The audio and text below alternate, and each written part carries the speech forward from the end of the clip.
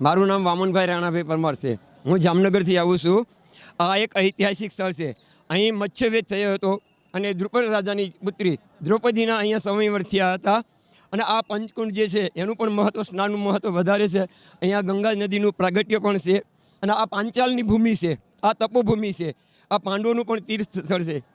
ત્રિનેત્ર મહાદેવ કી જય. મારું નામ છે પ્રકાશગીરી ભરતગીરી, અહીંના પૂજારી.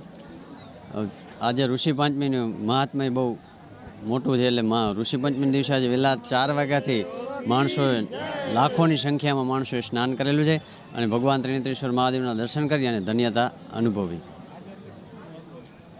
આજના દિવસે મહત્વમાં ગણો તો ઋષિ પંચમી એટલે ઋષિઓ અને દેવો થઈને જ્યારે કણવ ઋષિ આ ભૂમિ ઉપર થઈ ગયા ત્યારે કણવ ઋષિએ ભગવાન શિવને પ્રગટ કરેલા લિંગમાંથી, ત્યારે દેવો અને ઋષિઓ થઈને આ મેળાની સ્થાપના કરી. પરંપરા ઋષિ પંચમીનો મેળો આવેલો આવે છે અને એમાં ઋષિ પંચમી દિવસે વહેલા 4 વાગે આ બ્રહ્મકુંડની અંદર ગૌમુખી ગંગા પ્રગટ થાય છે અને લોકોનો પાપ ધોઈને બધાને પુણ્યની